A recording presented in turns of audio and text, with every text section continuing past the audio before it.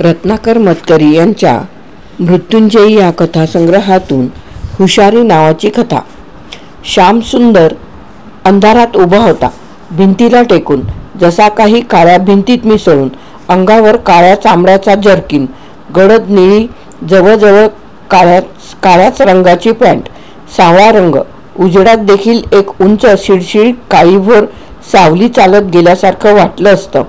इथं तर ती सावली इतर सावल्यात मिसळूनच गेली होती। अगदी बारकाईनं पाहिलं असतं तर कदाचित दिसलं असतं ते सिगरेटचं जळतं लालभडक टोक, पण बारकाईनं पाहायला तिथं होतंच कोण? मोकळं मैदान, चारी बाजूच्या गर्द झाडांच्या सावल्यांनी झाकोळून गेलेलं। समोर निश्चल उभी लायब्ररीची एक मजली किरकोळ इमारत, मध्ये रिकामी जागा, शेजारी संस्थेचं ऑफिस। अवघा तळमजला बांधून पुढे बहुधा पैसे संपल्यामुळे बांधकाम अर्धवट सोडून दिलेलं। मैदानाला दोन्ही बाजूंनी झाडांलगत तारांचं कुंपण, पाठीमागच्या बाजूला तेवढीही भिंत। माणसाची चाहूल नाही, कितीही दूरवरचा कानोसा घेतला तरी नाही, फक्त वाऱ्याचा भरारा आवाज, हवेत भलती थंडी। अर्थात श्यामसुंदरला थंडी वाजत नाही, त्याच्या अंगात उबदार जर्किन आहे। नसता तरी त्याला थंडी वाजलीच नसती। कामाच्या वेळी थंडी वाजणं, भूक लागणं हे तो बावळटपणाचं समजतो, आणि श्यामसुंदर कधीच बावळटपणा करीत नाही। जे करतात त्यांची त्याला मनस्वी चीड आहे। अगदी स्वस्तपणे तो सिगरेट ओढीत आहे। त्याची प्रत्येक गोष्ट काटेकोर हिशेबानं चालते। सगळं हिशेबात झालं की तो भलताच खुश। उदाहरणार्थ, आता क्षणभरात नेमकी त्याची सिगरेट संपणार आहे, त्याचवेळी घड्याळाचे काटे 10वर येणार आहेत, आणि त्याचवेळी हे तिसरं कदाचित अचूक जमेलच असं नाही, कारण कित्तूर बावळट माणूस आहे, तो वेळेत हजर होईलच असं नाही। श्यामसुंदर हात उचलतो, रुंद केसाळ मनगटावरच्या रात्र गडद निळ्या घड्याळातले आकडे नि काटे काळोखातल्या काजव्यांसारखे चमकून उठतात। एक काटा 10वर, दुसरा 12वर, बरोबर 10। बरोबर 10ला हजर हो। चिठ्ठीतले शब्द कानात गुंजतात। बरोबर 10। पब्लिक लायब्ररीच्या मागे 50,000चे पुडके, 10-10च्या नोटा। पुडके ठेवून मागे न पाहता चालू लाग, तरच वर दराज घरी येईल। साला कित्तूर बावळट आहे। पोलिसांकडे गेल्यास वरदराज जिवंत बघायला मिळणार नाही। कुणालाही कळवण्याचा प्रयत्न केल्यास वरदराजला हालहाल करून लिहून व्हायच्या आधी 4 दिवस ती चिठ्ठी डोक्यात घुमत होती। मन शब्दाचा किस काढत होतं। पहिल्यांदा 10,000 हवे होते। नवी बुलेट पाहून ठेवली होती तिच्यासाठी। मग वाटलं 10च मागणं नवशिकेपणाचं दिसेल। 20 झाले, 20चे 25। एकुलता एक मुलगा आहे, मागावं तेवढं देईल, 40 तरी। वरदराजच्या गळ्यातली साखळीच 2.5 तोळ्याची आहे। तिच्यात मधोमध काळाभोर खडा का आहे कुणास ठाऊक, शिवाय बोटात अस्सल खड्याची अंगठी। कित्तूरच्या 2 बोटात अंगठ्या आहेत। गल्ल्यावर बसून चांदीच्या फुलपात्रातली चिल्लर कुरवाळत राहतो तेव्हा लखलखतात ना त्या, आणि चिल्लर तरी केवढी जमा होते रोज? पक्के 50,000 करून टाकायला हवेत, आणि कित्तूर ते दिल्याशिवाय राहायचाच नाही। 1 नंबरचा भित्रटतो। असल्या माणसांना असंच पाहिजे। कसा हसतो हॅ हॅ हॅ करून, एखाद्या लहान बाळासारखा जीवणी वासून। मुलगा गेल्याचं कळलं म्हणजे दाखव म्हणावं असं हसून, तेव्हा ओक्साबोक्शी रडेल। खेळणं हरवलेल्या बाळागत पात्र आहे नुसतं। कसले मळकट कपडे घालतो, एवढं परमिट रूमवालं हॉटेल चालवतो, पण भर गावात, पण राखाडी बुशर्ट आणि हिरवी पॅन्ट कायम। गल्ल्यामागच्या 17 देवांच्या नि संतांच्या तसबिरीसारखीच त्याच्यावरचे हार दररोज वाढत जातात, आणि गल्ल्यावरच बसून बसून कित्तूरचं पोट सुटत जातं। त्या पोटाला धड शर्ट झाकू शकत नाही की पॅन्ट धरून राहत नाही असल्या ढगळ लोकांना बोटाच्या चिमटीत धरून चिरडले पाहिजेत. गलेलठ्ठ ढेकणांसारखे म्हणजे मजा येईल, पण चिरडणं म्हणजे बेकार. सगळीकडे रक्तच रक्त होतं. बोटांना डाग पडतात, शिवाय त्या रक्ताची घाण सुटते. रक्त न काढता मारायला हवं त्यांना. साला जगायच्या लायकीचेच नाहीत हे लोक. हॉटेल वरदराजच्या नक्षीदार गोल आरशात पाहून केस सारखे बसवता बसवता हे विचार श्यामसुंदरच्या मनात आले. आरशातला आपला स्मार्टनेस त्यानं चवीनं चाखला. काय फिगर आहे, उंचीपुरी. तलम शर्टमधून छातीचे कट्स दिसत आहेत, पण पोटाकडे कणभर चरबी नाही. मिशीचा कट कधीच चुकलेला नाही. रेखीव कापलेली कमरेला फिट्ट बसलेली पॅन्ट, त्यावर सूर्यदेवाच्या बकलाचा रुंद कापडी पट्टा. माणूस हवा तर असा. बस जगायचा अधिकार आहे फक्त आपल्या सारख्यांना. कित्तूर सारख्यांना ठार मारून जग स्वच्छ करायला हवं, दुसरं काही नाही. पण मनाच्या या समाधानापलीकडे कित्तूरला ठार मारण्यात दुसरा मुद्दा नव्हता. उलट तो जिवंत राहण्याचाच खरा फायदा होता. नाहीतर 50,000 कोण देणार वरदराजसाठी? तेव्हा पैसे घेऊन मारून टाकायला हवं होतं ते वरदलाच. म्हणजे पैशापरी पैसा आणि शिवाय मनाचं समाधान. नाहीतरी वरद म्हणजे कित्तूरचीच छोटी कॉपी आहे. तशीच ठेवणी ठुसकी, गोलगुंडी आकृती, चेहऱ्यावर तेच बावट बाळासारखं हसू, चालताना दोन्ही बाजूंनी लपलप हलणारं पोट. त्याला पाहिलं की डोक्यात तिळीक उठते. नाही, या असल्या मूर्ख नेबळट माणसांना जगायचा अधिकार नाही. त्यांची वासलात लावलीच पाहिजे. पण साध्या या वरदला आपला भलताच ओढा. कशामुळे कोण जाणे म्हणा. आपला ओढा नाही कुणाला. आपल्यासारखे देखणे रुबाबदार बिनधास्त तरुण कितीसे बघायला मिळतात. साला हा वरदराज पोरगी असता तर त्याच्या लाडेलाडेपणाचा आणि आपल्या मागं फिरण्याचा काही उपयोग तरी झाला असता. बुकलाया. वरदराजनं गिळगिळीत हसत विचारलं. हा, आज रातकू आना. भलतीच ग्रेट मासिकं आहेत, जर्मन आहेत. त्यानं वरदराजला 1-2 वेळा नंग्या चित्रांची मासिकं दाखवली होती.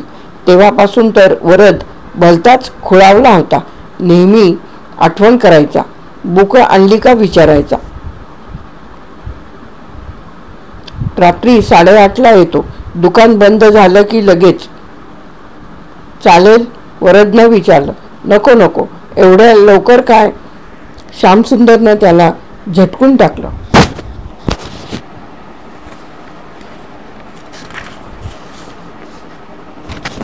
10 शिवाय मला घरातून असली बुकं घेऊन बाहेर पडता येणार नाही. शेवटी हो ना करता 10 वाजता वरदनं यायचं ठरलं. कुठं? श्यामसुंदरच्या स्पेशल घरात. श्यामसुंदरचं हे स्पेशल घर म्हणजे एक छोटीशी पत्र्याची शेड होती. किती छोटी? जेमतेम 2 माणसांना उठता बसता येईल एवढीच. पण ती बांधून घेणं हे त्याच्या स्मार्टनेसचा भाग होता. तळ्याकाठी वडिलांच्या मालकीची बरीच चौरस जागा रिकामी होती. आज ना उद्या तिथं मोठं घर बांधायचं होतं, म्हणजे तेवढे पैसे जमल्यावर. पण तोवर तरी ती जागा मोकळीच होती. शेड बांधल्यामुळं तेवढीच जागा वापरता येईल. जागेवरची मालकीही जाहीर होत राहील. असं काही बाही वडिलांना पटवून श्यामसुंदरनं शेड बांधून घेतली होती. अर्थातच स्वतःसाठी एक एकांत जागा असावी म्हणून. श्यामसुंदरच्या या प्रायव्हेट जागेत कधी एकदा जातो आणि एकांतात ती चावट पुस्तकं बघतो असं वरदला होऊन गेलं. तो 10ला 5 मिनिटं कमी असतानाच आला. 10 वाजून 5 मिनिटं झाली होती. अजून कित्तूर आला नव्हता. असा कसा हा मठ्ठ माणूस?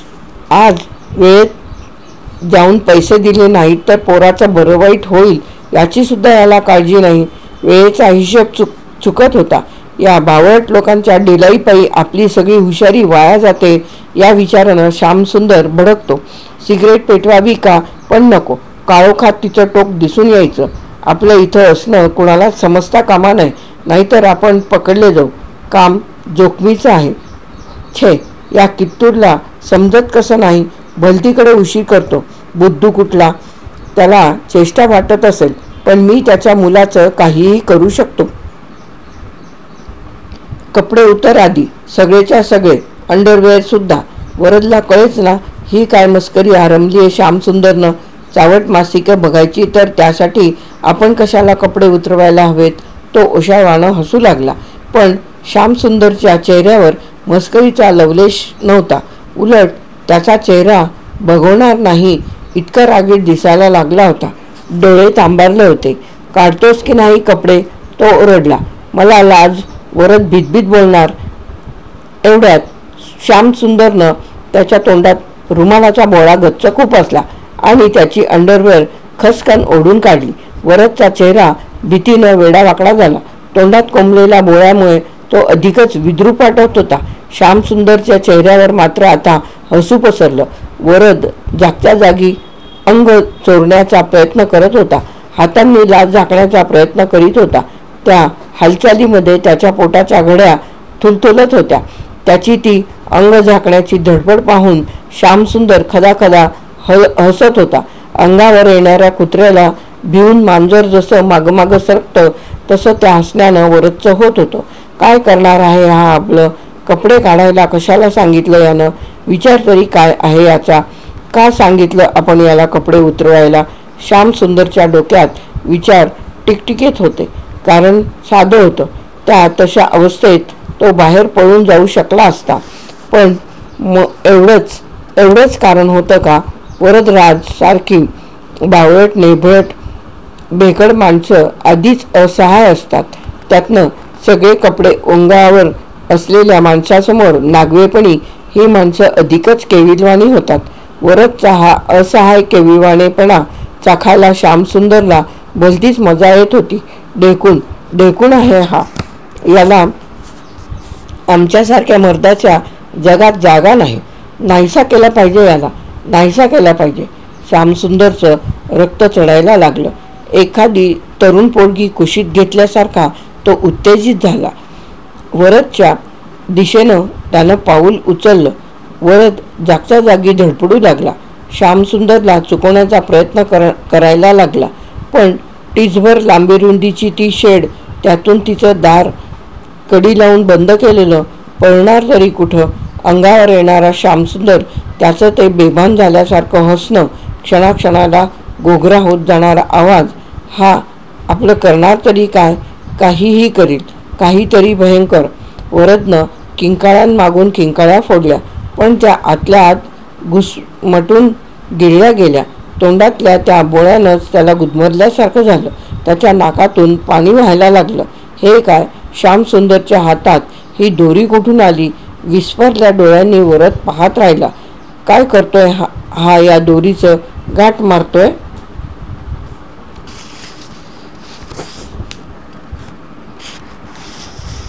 कशासाठी? दोरीला गाठ मारता मारता श्यामसुंदर स्वतःच्या नकळत हसत होता. त्या हसण्यावर आता त्याचा ताबा राहिलेला नव्हता. शरीर भलतंच उत्तेजित झालं होतं. तरीही क्षणाक्षणाला रक्ताळून उकळ्यांवर उकळ्या येत होत्या. ही निराळी सुखद जाणीव अशीच टिकून राहावी जगाच्या अंतापर्यंत.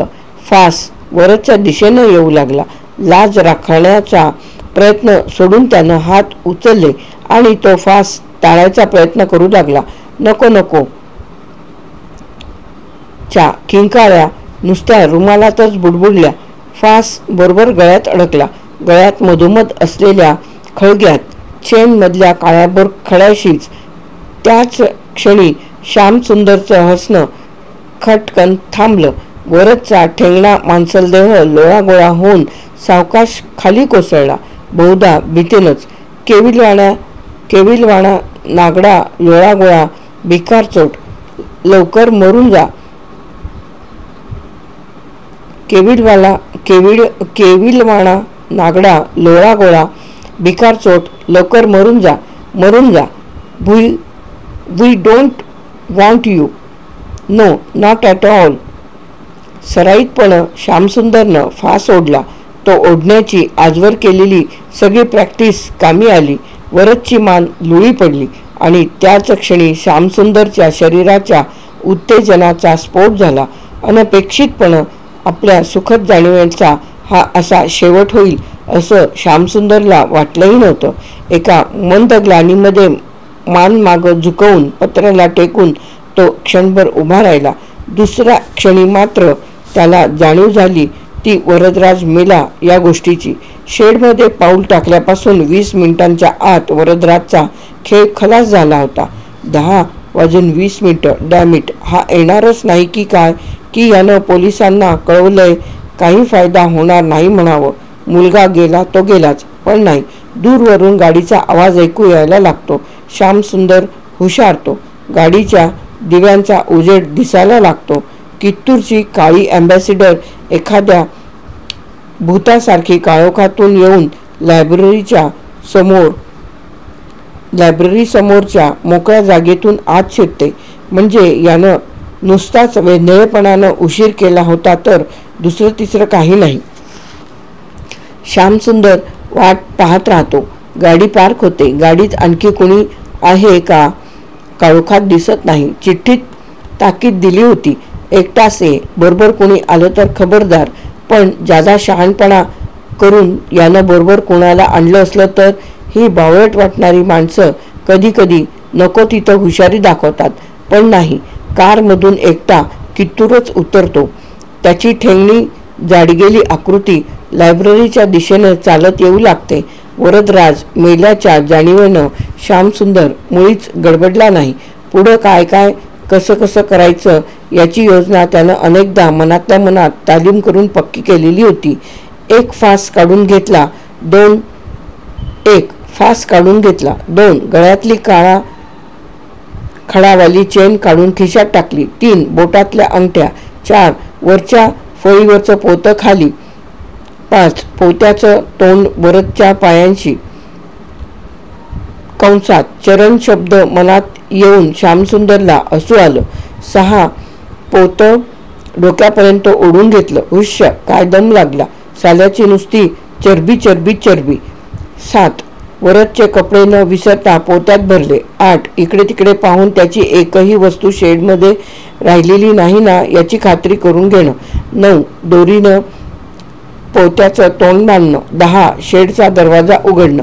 श्यामसुंदरनं पोतं खसकन ओढून बाहेर घेतलं. आजूबाजूची जागा रिकामी होती. घरं बरीच लांबवर होती. समोरच्या बाजूला तळच होतं, त्यामुळे कुणी पाहण्याचा प्रश्न नव्हता. त्यातून रात्र काळोखी होती.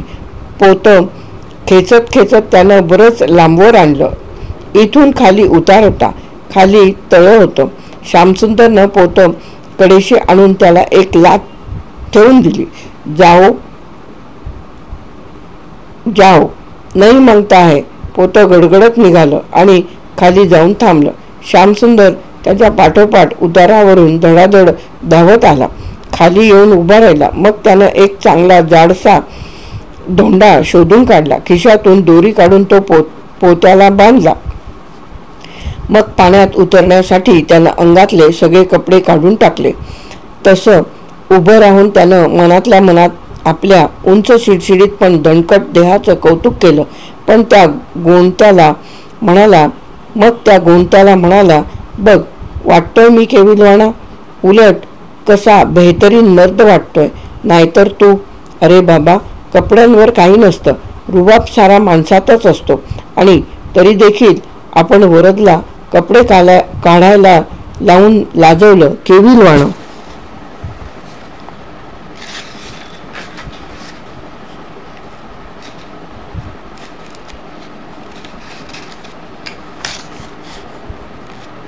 केविलवाणं केलं.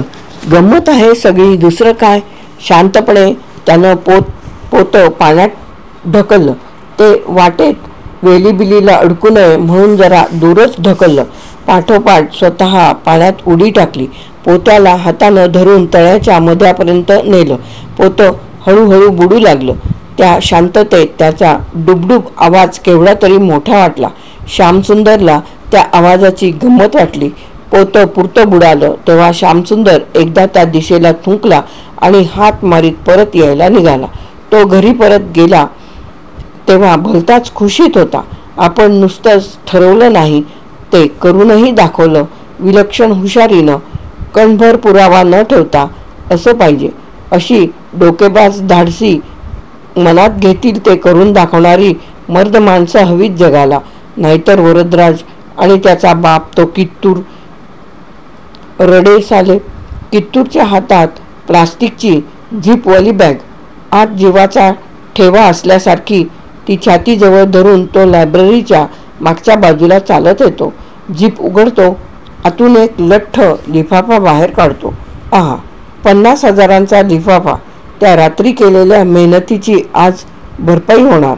बुलेट, नवा वॉर्डरोब, घर बांधायला मदत. बस, एवढ्याशा मेहनतीत आपल्याला केवढा पैसा मिळणार? केवळ 1 तासाच्या कामाला 50,000 रुपये. कशाला लोक जन्मजन्म नोकऱ्यांमध्ये घासतात म्हणा. ते आपल्या इतके हुशार नसतात, धाडसी नसतात, हिरो नसतात.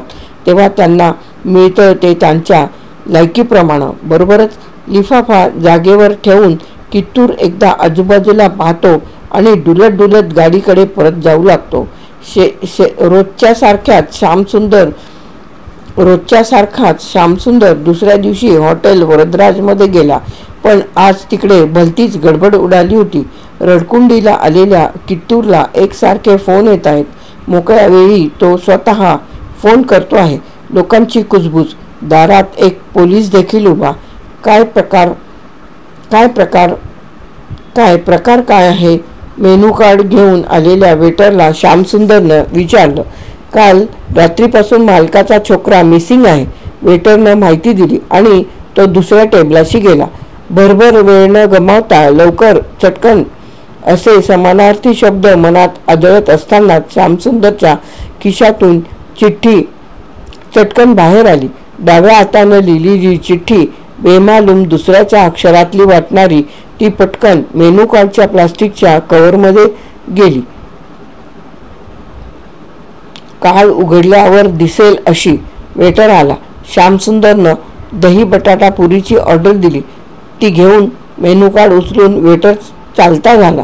दही बटाटा पुरी आली, खाऊन झाली. कॉफीची ऑर्डर देऊन श्यामसुंदर गल्ल्याशी गेला. थोडा वेळ कित्तूरशी बोलून आला. मुलगा नाहीसा झाल्यामुळे आज तो अधिकच ढेपाळलेला वाटत होता. श्यामसुंदरला त्याच्या दिनवण्या चेहऱ्याची किळस आली. तूच मरायला हवा होतास भडव्या, तुझ्या पोराऐवजी, असं त्याला मनातल्या मनात सुनावीत श्यामसुंदरनं वरकरनी धीर दिला. कुठं तरी गेला असेल पिकनिकला. आपोआप येईल उद्या. जातो कुठं? God bless you Shyamsundar. कित्तूरच्या डोळ्यात पाणी आलं. व्यंकटेश स्वामीची कृपा असली तर येईल परत. कॉफी पीत सिगारेट ओढत श्यामसुंदर कितीतरी वेळ बसून राहिला होता. एवढ्यात पलीकडच्या टेबलावर काहीतरी गडबड झालेली दिसली. गिराईकानं वेटरला काहीतरी दाखवलं. वेटर गल्ल्यावरच्या कित्तूरजवळ गेला आणि त्यानं ते त्याला दाखवलं. कित्तूरनं कपाळावर हात मारला. बिल द्यायला आलेल्या वेटरला श्यामसुंदरनं काय झालं असं विचारलं. त्याला ठाऊक नव्हतं. बिल देऊन गल्ल्याजवळून जाताना श्यामसुंदरनं कित्तूरलाच विचारलं, काय गडबड आहे? तुमचा अंदाज चुकला साहेब, कित्तूर म्हणाला. पोरगा पिकनिकला गेलेला नाही. त्याच्या आवाजावरून वाटत होतं की तो आता घळघळा रडणार. प्रयासानं त्यानं स्वतःला सावरलेलं दिसत होतं. कशावरून? श्यामसुंदरनं विचारलं. आत्ताच एका गिराईकाला मेनू कार्डमध्ये चिठ्ठी मिळाली माझ्या नावाची. ही बघा. त्यानं चिठ्ठी दाखवली. वरदराज आमच्या ताब्यात आहे. तो जर जिवंत परत यायला हवा असेल तर. श्यामसुंदरनं चिठ्ठी वाचून परत दिली.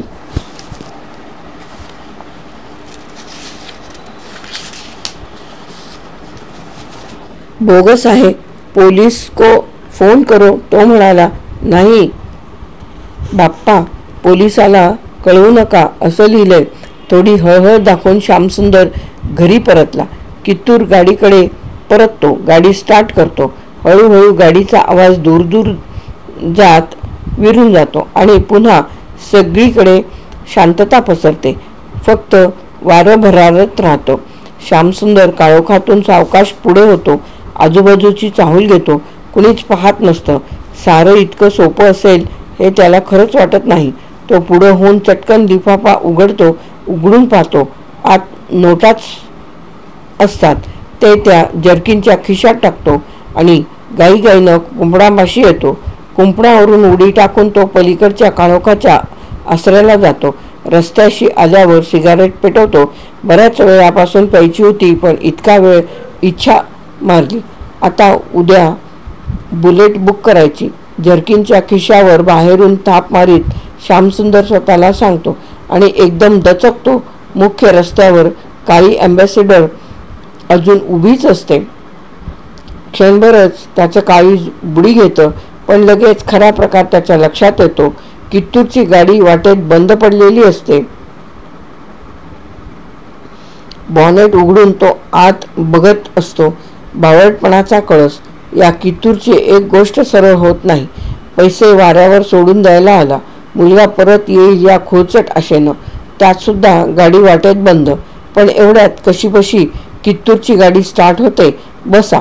त्याला पाहून कित्तूर म्हणतो. कित्तूरच्याच गाडीतनं जायचं मन जरासं खातं, पण तो लगेच बिनधास्तपणे म्हणतो, चला. इथं कुठं आला होता? तो गाडीत बसल्यावर कित्तूर विचारतो. हा प्रश्न कित्तूर विचारील हे अपेक्षित असतं तेव्हा श्यामसुंदरकडे त्याचं उत्तर देखील तयार असतं. इथं एक मित्र राहतो. तो न अडकता सांगतो. वर विचारतो, तुम्ही इथं कुठं? मी सांगावे की न सांगावं अशा विचारात कित्तूर ओशाळवानं हसतो. मी ते पत्रातलं ते म्हणजे तुम्ही पैसे दिलेत की काय? मी देऊ नका म्हटलं होतं. बेटा, बापाचं काहीच आहे. पोरापुढं 50,000चं काय? अधिक मागायला हवे होते. श्यामसुंदरच्या मनात येऊन जातं. शिवाय वरद एकट्या मलाच हवा असं नाही, पार्टीलाच तो हवाय. पार्टी? कुठली पार्टी? ही. डाव्या हातानं शर्टात लपलेली चेन कित्तूर दाखवतो.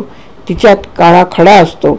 श्यामसुंदरला उलगडा होतो वरदराजच्या गळ्यातल्या काळ्या खड्याचा. In a way this is a political party, at least the party that helps politics. मला नाही कळलं. राजकारणात काही लोक हुशार असतात, काही बावळट, पण हुशार माणसांच्या वाटेत येणारे त्या बावळट माणसांना बाजूला करावं लागतं.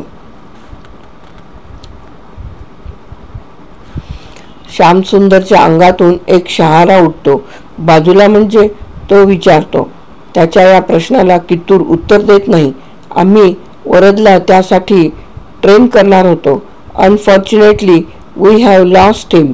पण व्यंकटेश स्वामीची कृपा, त्याच्या जागी आम्हाला एक अधिक एक्सपर्ट माणूस मिळालाय.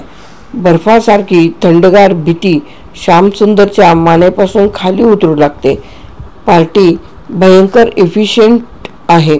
वरदचा डेथ कसा झाला हे दुसऱ्याच दिवशी सकाळी शोधून काढलं गेलं. पोत्याचा दगड सुटा झाला होता. So we even found the body. आपल्या अंगावरचे कपडे गळून पडतायत.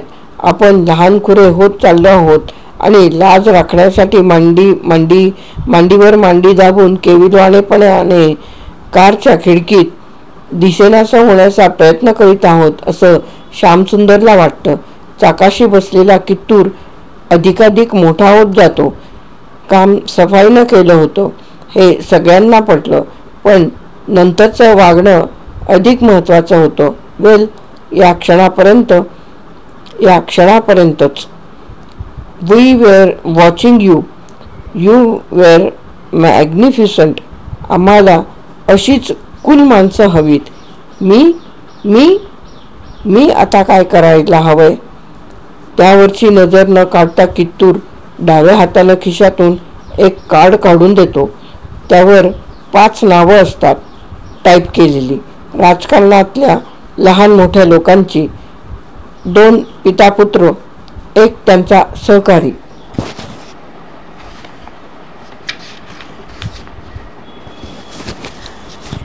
पुढच्या 3 महिन्यात हे 5 खून झाले पाहिजेत. तुझ्या खास मेथडनं, फास बसून. नाही केले तर वरदच्या खुनाचे डिटेल्स पोलिसांना कळवले जातील. डोंट वरी. तुझ्या गळ्यात फास अडकेल इतका पुरावा आम्ही तिथं प्लांट केला आहे. पुरावा न ठेवण्याची तुझी हुशारी फुकट गेलीये. आता तुझ्या हातात फक्त एवढंच आहे, वरदच्या खुनाची शिक्षा भोगणं किंवा पुढचे खून अधिकाधिक शिताफीनं करणं. आणखी एक शक्य असतं, कारचा दरवाजा उघडून बाहेर उडी टाकणं. मग काय होईल ते हो, पण प्राण गेला नाही तर पुढचे धिंडवडे टळणार नाहीत. छे, राहायचं तर कायम रुबाबातच राहायला हवं, पोलिसांच्या हातात न सापडता. या विचारानं त्याचा हँडलवरचा हात थबकतो. या आणि आणखी एका कित्तूर पुन्हा पुन्हा चाचपत असलेल्या खिशात पिस्तूल असलं तर. माझ्या खिशात पिस्तूल आहे. त्याचं मन वाचल्यासारखं उत्तर कित्तूर देतो. So don't try to do anything funny. By the way. काही क्षणांच्या शांततेनंतर कित्तूर म्हणतो, ती चेन आधीच तुझ्याकडे आलीये. तीत काळा खडा आहे. तेव्हा तू आमचा मेंबर झालाच आहेस. अंगठ्या मात्र परत कर. आणि 50,000 रुपये. मनात नसताना श्यामसुंदर विचारतो, ते 50,000 नाहीत, फक्त 5,000 आहेत. कित्तूर हसून म्हणतो, 5 खुनांचा तुझा ॲडव्हान्स, 50% ऑफ द पेमेंट. यावर श्यामसुंदर काहीच बोलत नाही. तो नुसता बावळटासारखा बसून राहतो. कथा समाप्त.